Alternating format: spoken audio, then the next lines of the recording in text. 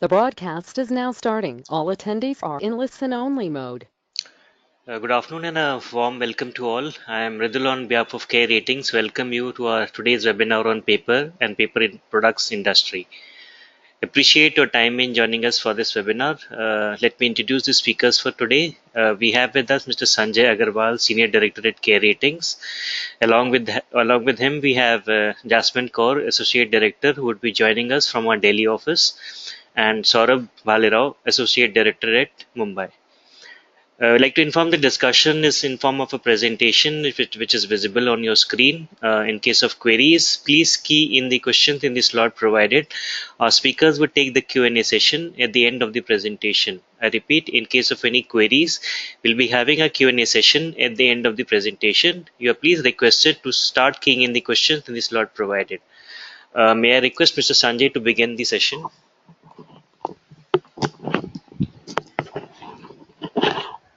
Thanks, Mridul. Good afternoon to all of you, and thank you for logging in for the webinar.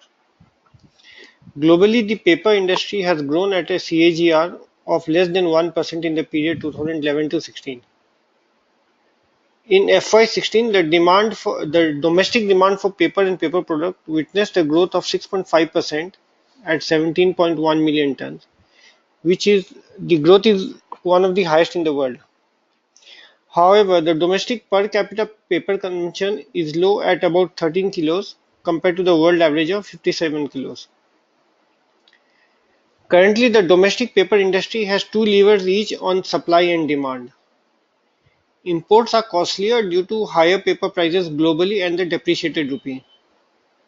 Further, the sector has witnessed supply disruption from FY17 onward on account of slowdown of capacity by a major player. These improve the domestic paper realizations. Globally, waste paper or mixed paper prices declined due to China import restrictions. Further, pulp prices were high, leading to better realization for domestic pulp producers, most of whom have developed significant social forestry programs for procurement.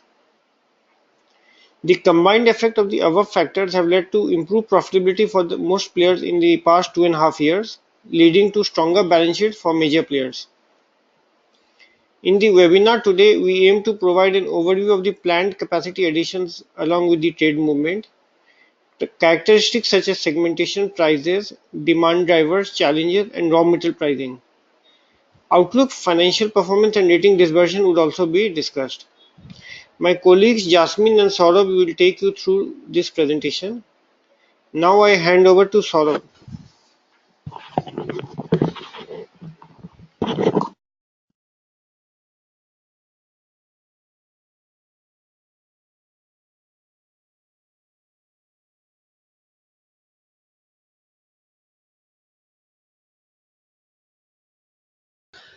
Thank you, Sanjay and Mridul. Saurabh here, and welcome once again to the webinar.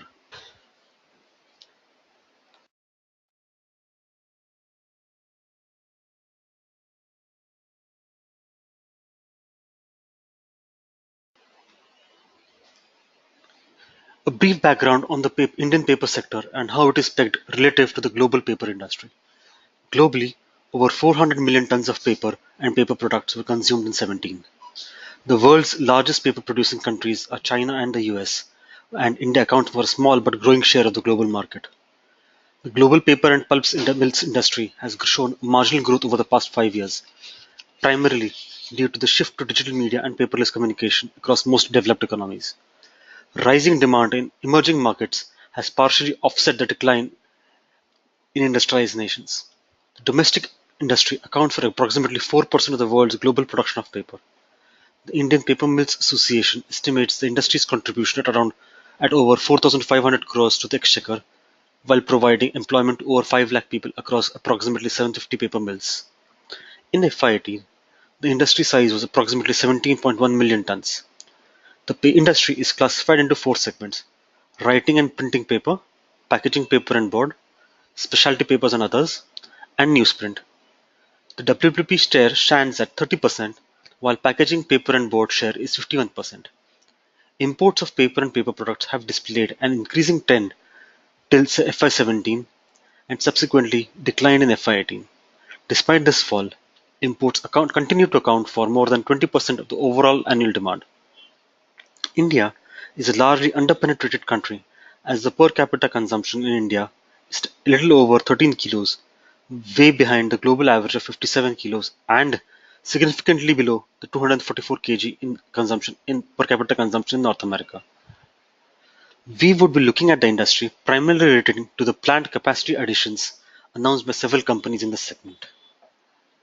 As can be seen in the table, significant investments have been lined up for capacity expansion, totaling to 12,068 crores.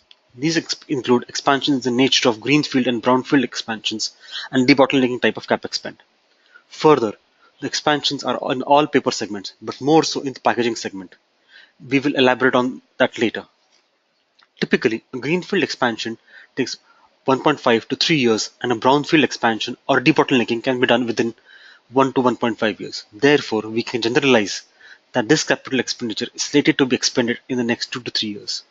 A majority of these projects are in the paperboard segment, reflecting the increased demand of paperboard in the line with the advent of e-commerce, changing lifestyle, and increased demand from FMCG and pharma companies. Expansions in the WPP segment have also been announced, which could be on account of optimal capacity utilizations in the segment. Quite a few projects have just been announced, and the majority of these are scheduled for completion post-April 2020. The large capex announcements pertain to companies such as Tamil Nadu Paper, Genus, JK Paper, West Coast Paper, and Imami Paper. For example, Genus Paper and Paper Boards has signed non-binding MOUs with the governments of Maharashtra and UP to set up a craft paper manufacturing facility and the expansion of current facility, respectively, at over 1750 crores. The kicker has been the recent 24,000 crore investment proposed by Asia Pulp and Paper in Andhra Pradesh for a 5 million ton pulp, paper, and board plant. The exact contours of this investment in detail have not yet been available in public. However, it should be noted that the paper and paper product industry is generally characterized by cyclicality of supply on account of long gestation periods in capacity addition, bunching up of capacity additions. It was seen in the last approximate period of FY 12-15 and lead time in raw material procurement. Additionally, some capacity in the industry is currently non-operational and if restarted, could have an impact on the supply demand and competitive industry intensity of the industry. The planned capacity additions, excluding Asia Pulp and Paper, could be absorbed by the industry, provided the current industry scenario persists, that is, favorable demand conditions coupled with pricing power. However, APP capacity could be challenged to be absorbed if it comes online in a similar time period. This seems unlikely since it is a greenfield venture with yet land yet to be formally acquired, and expansion is expected to come in multiple stages. The global paper production industry has been witnessing flat demand due to digital penetration and weakness in the economy. The global investment cycle is, however, witnessing a revival, as can be seen in the graphs in calendar year 17 and 9 years calendar year 18. The factors aiding this revival are broadly mill closures in Europe and China, restrictions by Chinese government on recovered paper. The above pattern has also been witnessed in India with a significant increase in domestic consumption of paper making machinery. Reflecting the industry growth, a large proportion of the capex has been announced in the packaging and paperboard segment, followed by the WPP segment. We have done a sample study of large companies and the nature of capacity expansions announced by these companies. Our sample covers about 40% of the total domestic paper sector, mainly includes larger players. The capacity being expanded in this segment is about 34% from the current capacities. The 34% increase in total installed capacity is a substantial capital expansion plan. The total expansion is about 2.2 million tons, out of which 1.3 million tons capacity expansion are in the packaging board segment, which constitutes around 61% of total expansion and would be funded at total cost of around 6,100 crores. Half a million tons of capacity expansions in WPP are expected to be funded through approximately 2,200 crores. 200,000 tons expansions in pulp at around 1,400 crores. Another 200,000 tons capacity expansions through debottlenecking and modernizing capex are expected to cost around 2,300 crores. Over and above this, 5 million tons capacity of Asia Pulp and Paper would come up in phases and would target not only domestic but also the export markets. We compiled through various capacity addition announcements along with the declared funding source. Where there was positive information available, the debt structure has been assumed as 7:2:1 debt internal accruals equity. Our analysis indicates that a large percentage of Capex is being planned to be built via debt, indicating that leverage in the industry is expected to rise. To give a perspective, the quantum of debt needed for the said expansion, excluding Asia Pulp and Paper, is approximately 8,500 crores.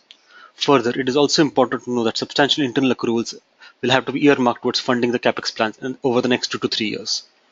Approximately 3,000 crores from internal accruals would be required for the capital outlay. Since the added capacities will start generating returns after commissioning, the existing profits accruals will be required to be infused. Therefore, the continuation of healthy profitability of the companies as exhibited so far in the last couple of years would be crucial for the credit profile of the sector. Further, in this regard, it is pertinent to mention that any large capex in the paper sector needs stabilization time for the right quality, texture, and shade of paper output. Having said that, though this lead time is reducing, nevertheless it still remains important because the same needs to be supported in the gestation period. As can be seen from this slide, fresh equity infusion is also planned by the players to the extent of around 1250 crores. If the APP paper comes in, the debt quantum for the project could be over 16,000 crores and equity could be 7,200 crores. The capacity domestic industry has continued to witness steady growth and in FY18, domestic demand reached 17.1 million tons from 9.3 million tons in FY08 at a CAGR of 6.3%. Packaging paper and board segment grew at a CAGR of 7.4% from 4.3 million tons during FY08 to 8.7 million tons in FY18, while domestic demand for the WPP segment was 5.1 million tons in FY18, a CAGR of 5.8% for a similar period. Specialty papers and others is the smallest segment, accounting for only 4% of the industry. This segment, especially the tissue papers, is the fastest growing segment, growing at around 17 to 18% per annum, albeit on a much smaller base. Capacity expansions have been witnessed in this segment to tap the increasing demand, primarily fueled by improving lifestyle. The demand drivers for the domestic companies also include high pulp prices, rising income levels, growing per capita expenditure, rapid urbanization, and a larger proportion of earning population, which is expected to fuel consumption. The low domestic per capita paper consumption also provides potential to the industry in the long term. Additionally, the Chinese government restricting the import of significant levels of recovered, that is waste paper, due to environmental concern has resulted in a decline in global recovered paper prices. This has benefited domestic manufacturers who use recovered paper as a key raw material. In India, the estimated production of waste paper based manufacturing is 58%. To highlight the potential demand in India, the above domestic growth, when juxtaposed against the decline in Japanese demand, highlights both the declining consumption in industrialized nations as well as the growth opportunity in India. Even as the Japanese demand has fallen, the overall Japanese demand is more than 1.5 times the demand in India. With the domestic industry growing steadily and at a significantly higher rate compared to the global growth rate, the majority of the domestic paper mills are currently operating at approximately 85 to 90% capacity utilization levels, while the larger companies are operating close to or more than 100% capacity utilization. The previous Capex cycle was during the period FY 12 to 14 when significant capacity additions took place in the industry. Thereafter was a period in which there was oversupply coupled with increase in imports on account of the FTAs. However, the capacity absorption kept increasing with each year, aided by demand growth, albeit at a moderate rate, with no fresh capacity additions. Consequently, the domestic paper mills have now reached high capacity utilization levels. This is also a prime reason for the announced capacity expansion plans by most of the players now. Fortunately, the same is being supported by an uptrend in the industry in terms of demand-supply economics and better realizations. Imports of paper and paper products displayed an increasing trend till FY17, but subsequently declined in FY18. The growth in overall import has been 13.7% CAGR for the FY05 FY17 period and 11.3 for the FY05 to FY18 period. Paper imports increased by 23.7 and 19.9% respectively for these periods. Newsprint grew by 7% and 5.7%, while paper products grew by 14.5 and 14.3% respectively. Even as imports of paper products increased in FY18, the decline in new paper and newsprint imports due to a significantly larger share resulted in an overall decline of imports in India. YTD FY19 imports have also been subdued and a decline is expected to be sustained for overall FY19 in the near term. Imports have witnessed a substantial increase due to higher local till FY17 due to higher local cost of wood pulp, FTAs which made importing raw material cost effective from certain countries, and significant output from China. However, imports reduced in FY18 as increased international pulp price made imports costlier, thereby changing the cost economics in favor of domestic paper. Despite the fall, imports continue to account for more than 20% of the overall annual demand, while accounting for more than 55% of the newsprint demand. Fluctuation in newsprint import is not expected too much anyway, because newsprint is historically imported into India and domestic capacities are limited. Newsprint prices also fully mirror the international prices. In the future also, newsprint price imports are likely to be in the same range. China continues to remain the largest nation exporting to India as it accounts for a 26% share by volume of paper imports in FY18, while Russia accounted for 35% share by volume of newsprint imports. This dominance has continued in year-to-date FY19, with China accounting for 19% share and Russia accounting for a 26% share of paper and newsprint imports respectively. Other major countries which export to India include Canada, South Korea, US, and Indonesia. Over the period, overall exports have grown at a CAGR of 10% for the FY05 to FY18 period, while paper and paper products exports have grown at a CAGR of approximately 10%, while newsprint exports have declined by 2.2%. In FY18, UAE, with a 17% share of paper exports, and Sri Lanka, with 13% share of paper exports, accounted for a majority of the paper. However, in year-to-date FY19, China, with a 20% share, has accounted for majority of paper exports. However, in FY18, Nepal, 35% share of newsprint, and Sri Lanka, with a 23% share, were the primary countries. However, in year-to-date FY19, Kenya and Nepal are the major countries where newsprint has been exported. For calendar year 18, international pulp prices remained elevated due to continued steady demand, producer downtime, and unplanned shutdown of some mills in Europe. Low inventories, including unusually warm weather in the Nordic countries, led to tighter supplies and lower recovered fiber availability in China due to import restrictions of waste paper, leading to less pulp from recyclable material. The global pulp prices are expected to remain firm over the medium term due to improved demand, environmental restrictions of the Chinese government on import of low-grade recovered paper, which could increase the demand for wood pulp, and limited pulp capacity expansions coming online over the next couple of years. Globally, China accounted for a significant majority of market pulp and recovered paper imports, and further accounted for about half of US export of recovered paper. The demand from China is a predominant factor driving the prices of pulps and recovered paper globally. To counter the increasing domestic environmental issues, generate a domestic circular economy, and promote domestic recycling, the Chinese government restricted the imports of recovered paper in mid-calendar year 17. International recovered paper prices have generally moved in tandem with the pulp. However, the above actions disrupted this linkage and caused them to move in opposite directions. Import restrictions increased global availability of recovered paper, causing prices to reduce significantly, and had a reverse impact on virgin pulp.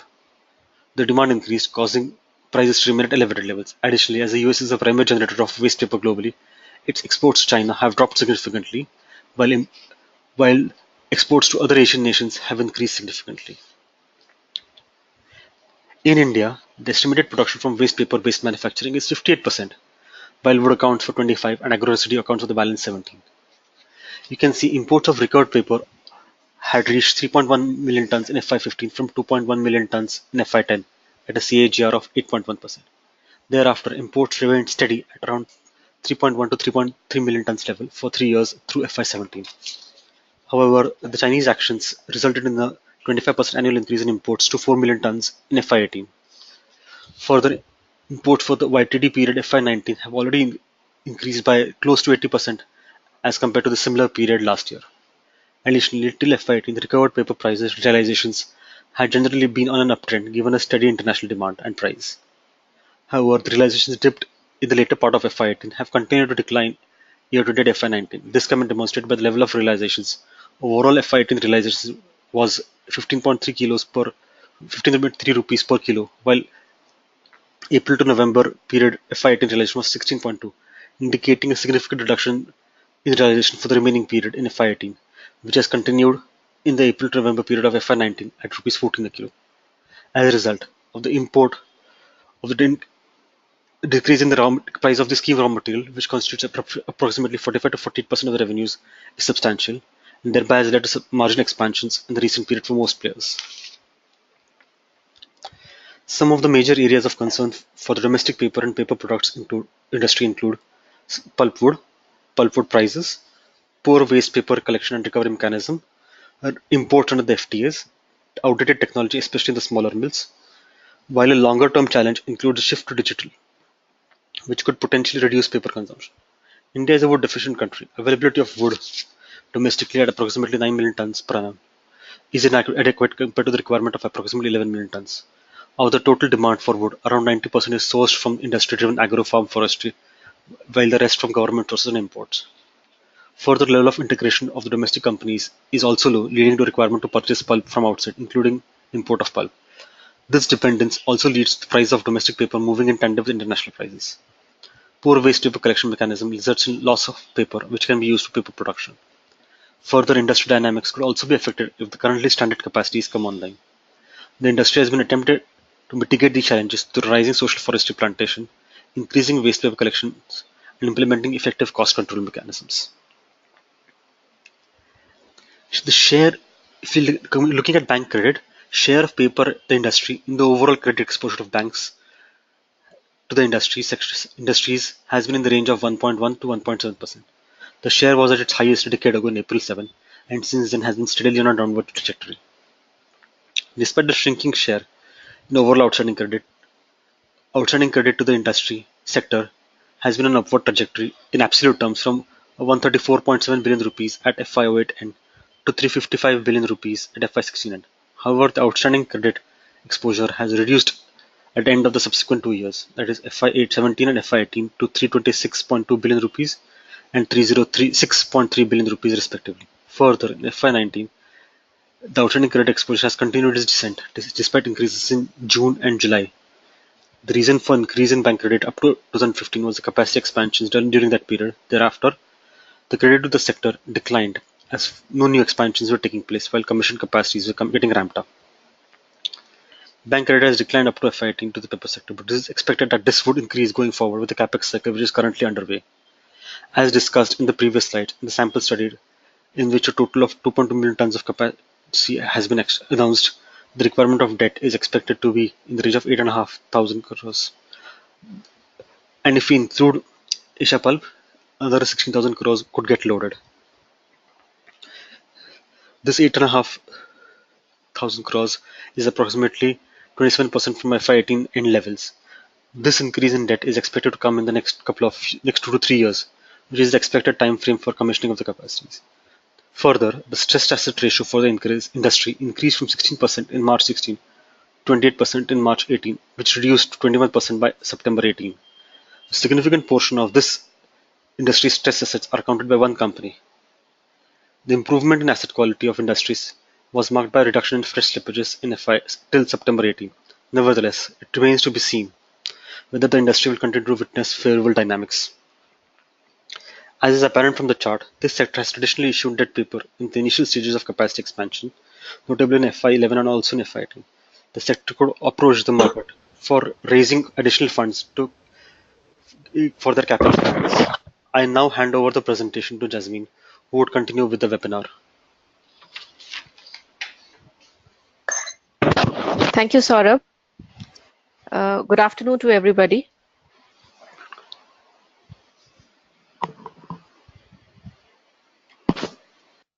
We'll talk about the financial performance of the companies from here on. While we have explained in the earlier slides the reasons for why Capex is being undertaken by key players of the sector, it is important to see how robust the balance sheets of these companies are. Are the balance sheets able to support the large-sized Capex plans that have been announced? In the past, we have seen Capex cycles and an increase in the debt levels of the sector post that. Further, when capacities come on stream, it creates a demand-supply imbalance while the debt servicing increases, leading to some stress in the companies. Also, we mentioned earlier, there is a gestation period for any large Capex, and the market conduciveness is also very crucial. In the following slides, we have tried to make an assessment of the profitability levels of the companies, or so to say, how profitable are the existing capacities. Also, we have tried to assess the level of indebtedness of the major companies and the headroom available for taking on further debt and its impact on the credit profiles of the rated companies. The Indian paper industry's EBITDA margin rose from 15.7% in FY05 to 19.2% in FY08, and consequently reduced to 12.8% in FY15. Due to significant increase in the domestic capacity in a short time, which created a surplus situation, lower prices, increase in input costs, which included pulp and paper. Further, cash flows were also strained due to debt repayment obligations. However, the EBITDA margin improved to 15.3% in FY17 due to ramp up of capacities, closure or reduced operation at some large mills. The EBITDA margin has further improved to 16.2% in FY18, despite rise in input costs due to improved pricing scenario, cost advantage of large players, Chinese ban on certain quality of recovered paper, giving a cost advantage. Therefore, it's very visible that there is an uptrend in the profitability metric across the industry.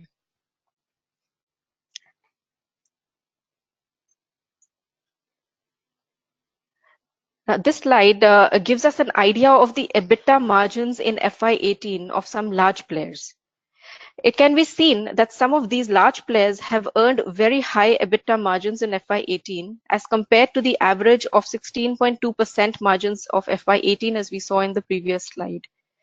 Actually, even in FY17, these Indian companies earned healthy profits, more or less on similar lines as being shown in this slide. The reasons for the improved profitability have been spoken about at length in the earlier part of the presentation. Important to note is that it is not only the waste paper based players that have benefited on account of the lower raw material prices, but also the fiber based players that have posted healthy margins. Supply disruptions in India on account of closure of mills of a large Indian player and the increase in the prices globally and better pricing power of the domestic players led to higher profitability in recent years for all paper players. Further, the margins earned have been primarily dependent on the raw material type and source, import vis-a-vis domestic sourcing, that is local social forestry, import of market pulp or waste paper, cost of power, etc. As we saw earlier in the presentation, the major announcements of expansions have been made by some of these players only, which include TNPL, Tamil Nadu Newsprint and Paper, Genus Paper, JK Paper, West Coast Paper, Imami, Ruchira, International Paper, Seshasai, etc. And it can be seen that the profitability of these companies is quite good. The point is that the companies in the sector are generating healthy accruals for the last 2 to 3 years, and that would support their Capex plans. The debt amortization on their books has also led to very comfortable leverage levels, which we will see later, which would enable these companies to fund their plans from internal accruals. In our sample companies, the requirement of internal accruals to fund Capex is expected to be around 2,800 crores over the next 3 years. Now moving on to the indebtedness in the paper companies. This slide shows us the movement of debt in a sample of 24 companies sourced from ACE Equity from 2005 to 2018. That is a period of 13 years. The paper companies had borrowed in initial years with debt peaking in FY09 to 10 for capacity expansion, and consequently the debt levels had increased for the industry from 3,800 crores in FY05 to 6,900 crores in FY10. The debt levels declined significantly in FY11, but started to increase from that year onwards and peaked at 8,300 crores in FY16 and 17. The interest cover too expanded and then fell FY11 onwards due to a subdued industry scenario. However, the industry's profitability has been on an improving trend from FY17 onwards due to the cost control measures, better pricing environment, and deleveraging. Consequently, the metrics, which are debt equity as well as interest coverage, are improving. Important to note is that the debt levels have declined in FY18 from 8,300 crores to 6,200 crores. These debt levels look very similar to the FY09 levels. But over the last decade, of course, the companies have become bigger in size, higher net worth compared to a decade earlier. So the Capex announcements are based on better profitability and healthy debt protection metrics, and aided adequately by robust demand and high capacity utilization in the sector. Now, this slide, in this we have tried to analyze some of the bigger companies and gone more granular into each company's debt coverage ratios, which are the total debt to GCA ratio, term debt to GCA, interest coverage ratios, and overall gearing as per FY18 financials. This sample includes 27 companies, which are all in the investment grade category. Very interestingly, what we notice here is that companies in all the rating categories are exhibiting extremely comfortable debt protection metrics. The aberration visible at A rating is because of two companies, Emami Paper and TNPL. Both concluded large capacity expansion plans, which were greenfield projects in paperboard manufacturing in Q4 FY16 or just about FY17 beginning. Major part of the debt came on the books of these companies in FY17 and 18. The FY18 end debt coverage metrics include those elevated debt levels as a result of the same. Both of these companies undertook expansion in the packaging board segment. With Emami Paper, did a capacity expansion of 132,000 metric tons and TNPL to 2 lakh metric tons per annum. So while the debt levels were elevated for these companies at the end of FY18, the ramp up of the facilities was still in progress, and that is why the aberration at the A level. But looking at the metrics excluding the A rating category, the rest of the companies, we see that the total debt to GCA for higher rated categories is around 1.5x. It increases as the rating reduces, but still is comfortable at 1.97x for BBB rated companies. The next chart depicts the term debt to GCA. Term debt typically is long-term debt and excludes the working capital debt. The term debt to GCA across the rated categories is also quite comfortable, very comfortable, depicting the cash accruals generated by these companies are enough to pay off the entire debt in a max of 1.5 years. Similarly, the interest coverage ratio at 7 to 8x shows strong coverage in the BBB plus to AA bands. The overall gearing for all rated categories is less than 1x.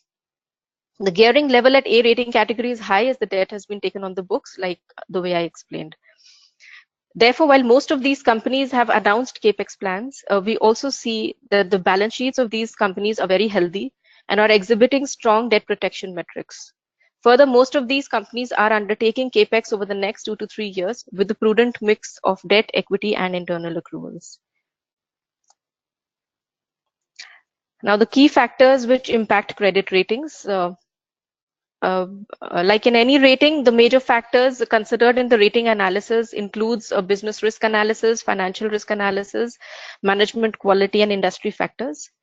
Particular to the paper industry, the credit evaluation involves an assessment of the scale of operations, level of integration, that is availability of pulping capacities and captive power plant. Usually fiber-based manufacturers have a high level of integration with pulping facilities as well as CPP captive power plants, in contrast to waste paper players or agro-residue based players, where the process itself allows for partial integration and dependence on external pulp and grid power is quite common there. Further, access to raw materials and geographical location is important. Access to raw material through social farm forestry schemes or availability of forest land or proximity of waste paper hubs or agro raw material like bagasse, wheat straw, rice husk, etc. will determine operating efficiencies and thereby profitability margins in paper companies. Product mix, that is the presence of WPP, duplex, kraft or newsprint, and the market dynamics for these products as well as the respective raw materials are also factors which we take into account in our rating assessments. Besides profitability, which is determined by operational efficiencies and market factors, the financial risk profile of players is also affected by the extent of leverage and future plans. The ability to fund the Capex plans and sustain the stabilization period post-commissioning is an important rating determinant. Furthermore, the sectoral cyclicality arising due to the clustering of capacity additions or demand slowdown in product segments are also important governing factors. Another important aspect is that the paper industry is highly polluting and has faced strict pollution control measures time and again. Mills lead to water pollution, also being power intensive. Consent for operating the captive power plants needs to be obtained. As a result, companies may have to incur unplanned capital outlay to comply with the environmental norms. So rating assessment involves the level of compliance in firms as well as the ability of the firms to incur the unplanned outlay or sustain a temporary closure if so directed by pollution control boards. Besides these, there are, of course, general factors like the demand supply assessment, capacity utilization of plants, and etc.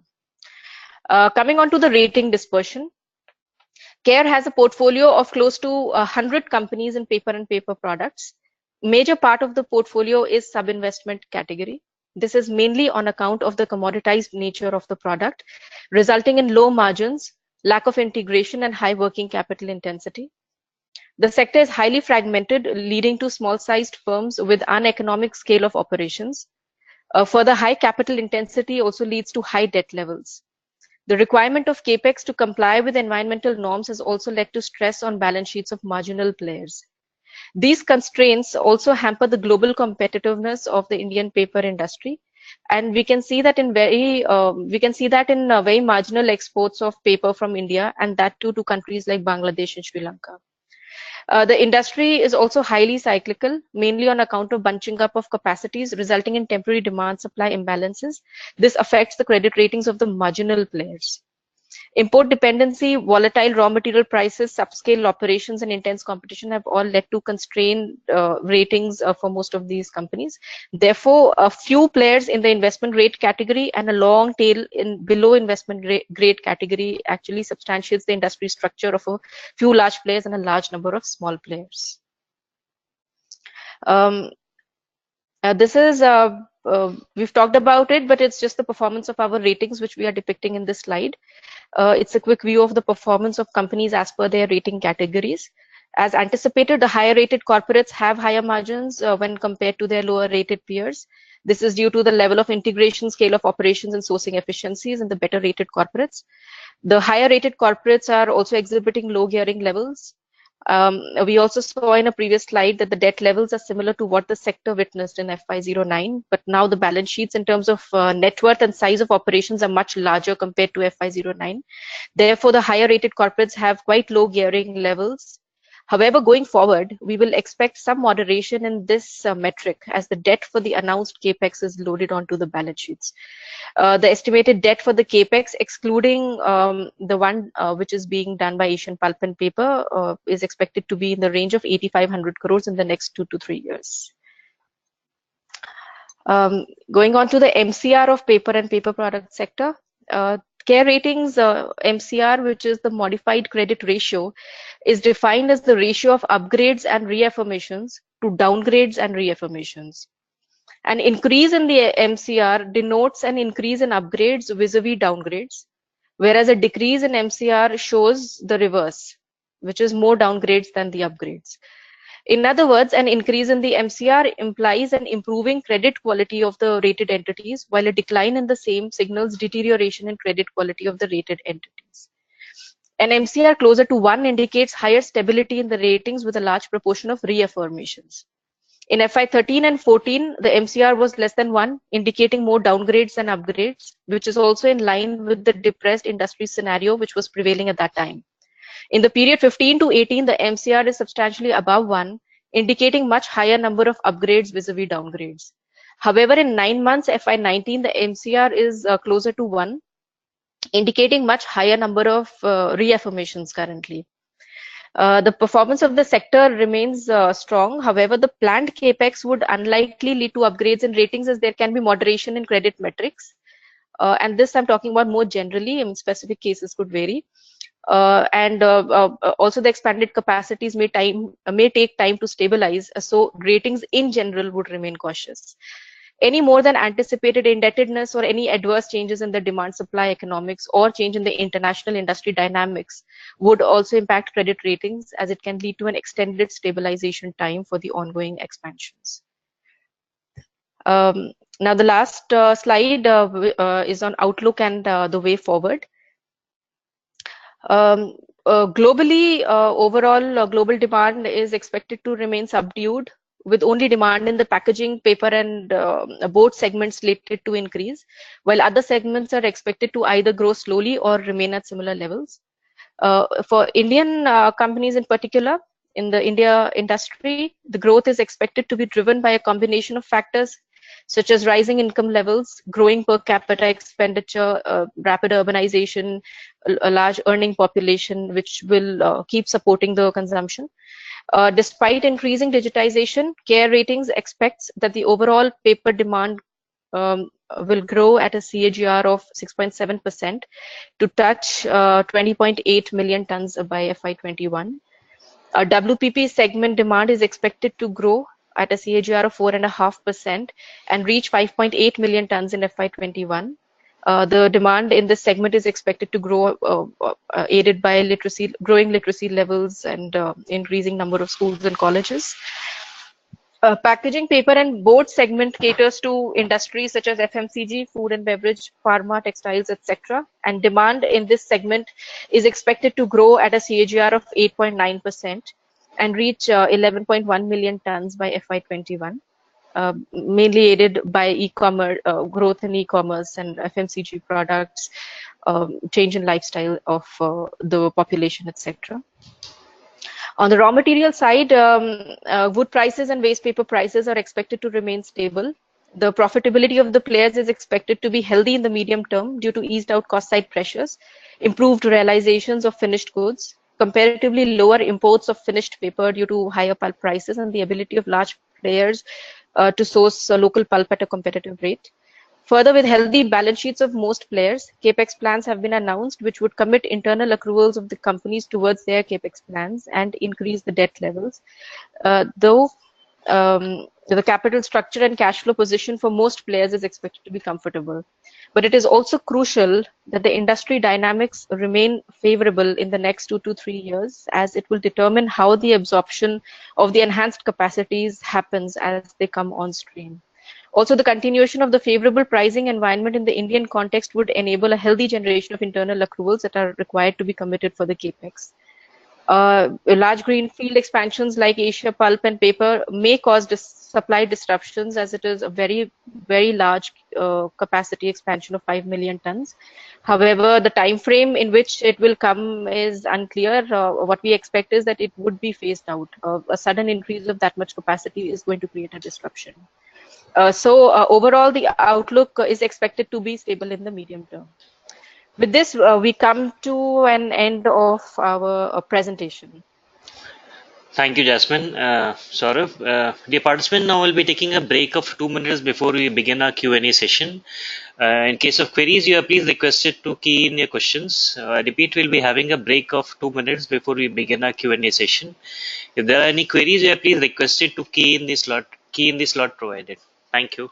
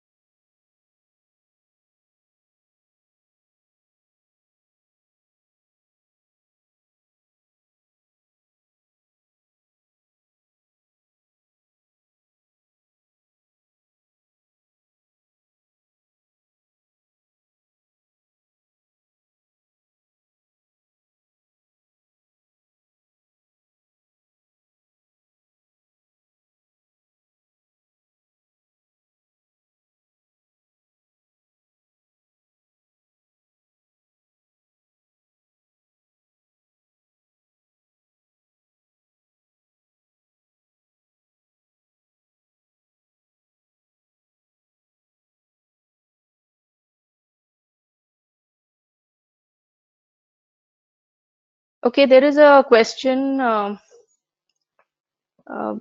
Mr. Jimmy Dalal on what is the average capex cost per metric ton.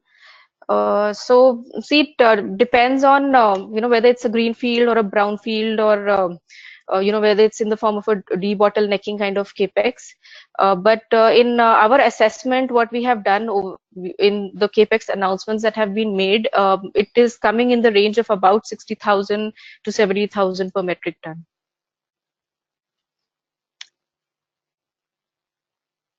Then there is a question on the outlook on the paper prices in the next 1 year. So paper prices, they follow an international trend. Currently, prices are firm on account of the underlying pulp prices and capacity disruptions in China. Going forward, we expect the prices to normalize with the pulp capacities which are coming up in the US. Even what we have heard is that the Chinese are also acquiring pulping capacities in the US. So once the prices of pulp sort of stabilizes, right now they are quite high, but we have also seen in one of our slides also that the pulp prices are also sort of stabilizing now.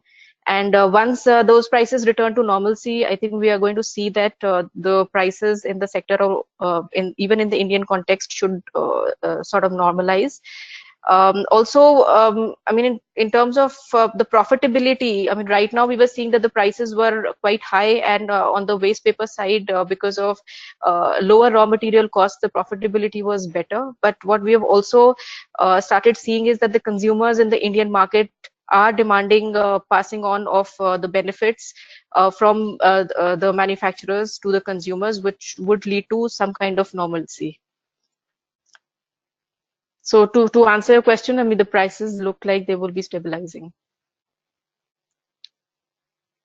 Then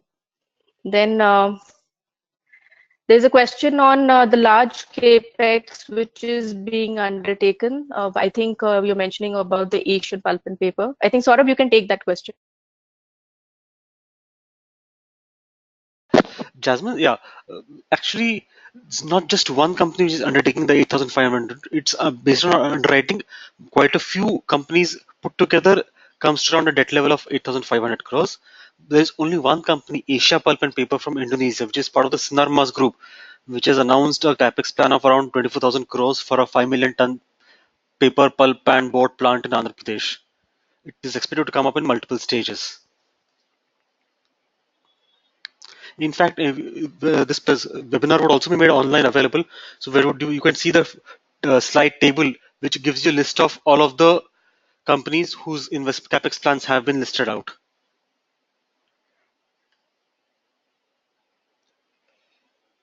Yeah, in fact, there is another question. What is the reason behind fall in the realization from April to November 18? The slide, we only talked about a realization fall for import of waste paper. In fact, we had covered it earlier in the presentation also. The Chinese government placing restrictions on import of recovered or mixed paper prices, which increased the global availability of waste paper, which resulted in a fall in significant drop actually in the paper mixed paper prices, which has been depicted in the chart there.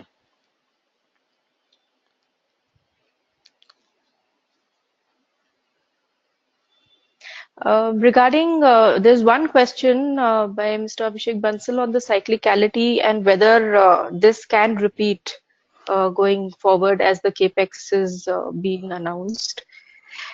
So fair point. I think the paper industry, we have seen in FY 10 to 14 that the capacities shot up, and it led to a glut in the industry. And that happened more in the WPP segment. And at that time, there was a buildup of inventories with pricing pressures. And the industry actually at that time found itself struggling for local raw material, and new capacities came online without securing local raw material. Also, companies were unable to pass through higher raw material costs to consumers, and fixed cost absorption was also low. Now, we believe this past experience has taught the industry important lessons, and that subsequent expansions will be measured with companies securing raw material, and before embarking on any kind of expansion, those measures will be taken. The capacity expansions, however, now are also taking place in the packaging sector, which is aided by an underlying growth rate of 8 to 8.5%. And expectation is that if demand grows at this rate, the ramp up of capacities should not be a problem. More so, the companies are fairly deleveraged and can sustain supporting debt servicing from existing cash flows of their capacities, even if there is an extended stabilization time. But having said that, I would definitely put a caveat that if a large capacity comes up, it could lead to supply disruptions.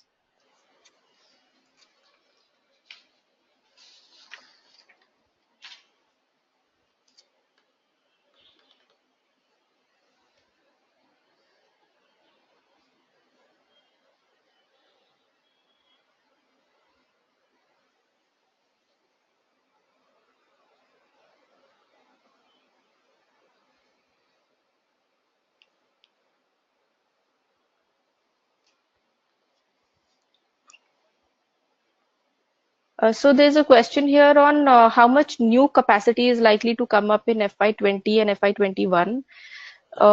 So uh, see in the analysis that we have done, and this covers about 40% of of the paper market, the industry, and these are all large players that we have covered.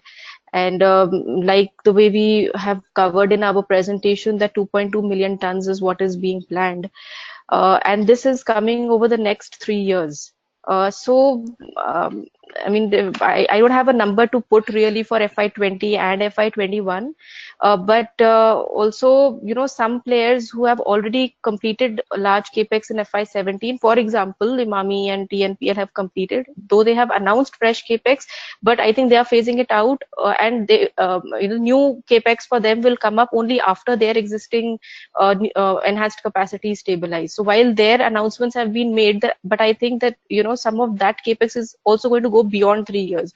So it's I mean, to address a larger point, it's not that a large capacity is coming in FY20 or in FY21 which would create disruptions. We are not seeing any such bunching up on an annual basis. We are actually seeing it more spread out.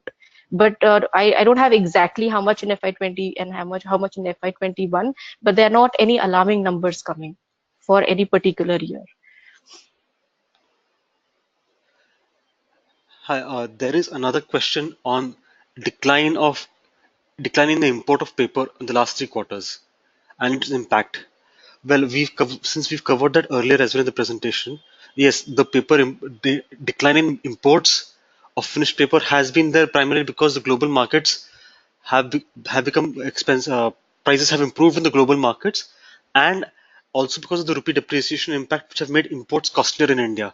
So yes, there are, the domestic companies have benefited and have had improved realizations as well.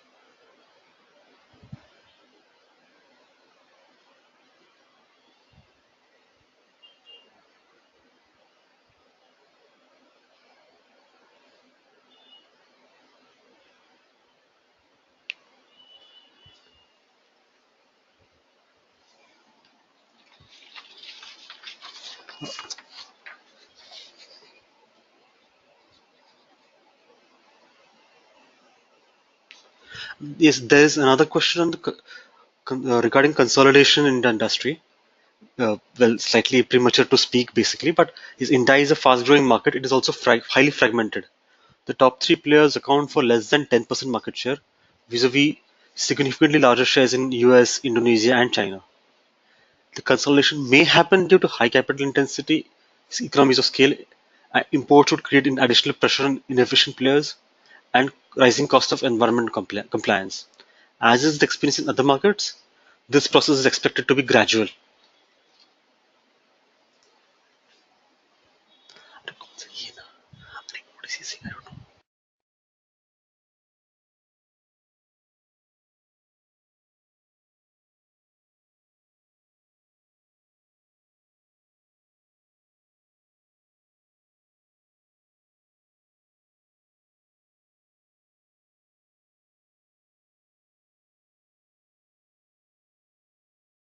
Uh, the, there is one more question on market share of various countries. It's not exactly very clear, but if you could email us, we will, try to respond to you as best as possible.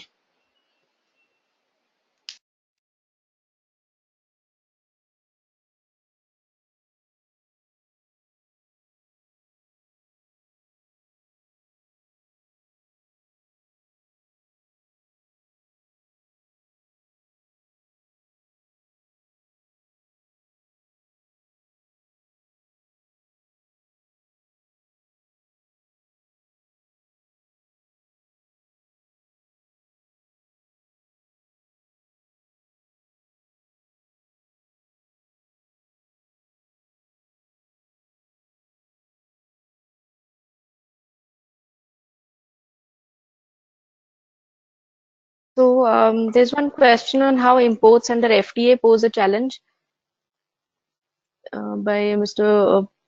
Morbiwala. I mean, we actually showed a slide on the imports, the way they have grown, and FTAs have actually been an issue with the imports actually had risen substantially. But we have now seen in the last 1 year that the imports actually came down, and that's because of the high prices in the global market. So it was not economical for companies to import anymore. I mean but that's because the prices in the international market were actually higher than the domestic market, and it was better for the domestic players to buy locally rather than import. But FTAs, yes, they do pose a challenge when these abnormal circumstances are no longer there. If, let's say, the prices worldwide stabilize or they come down, then imports are definitely going to come in. I think the industry also is lobbying, so to say, the industry is asking the government to to put an end to these relaxations, but that is going to pose a challenge.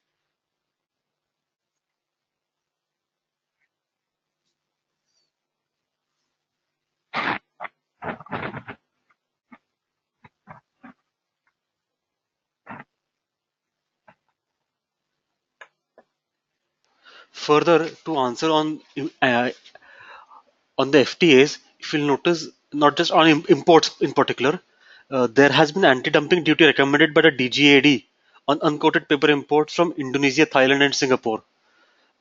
The and this has been imposed. This was done in November 2018, and the duties were supposed to be for over a period of 3 years from the date of notification, while the Ministry of Finance is expected to decide on the imposition of the duty.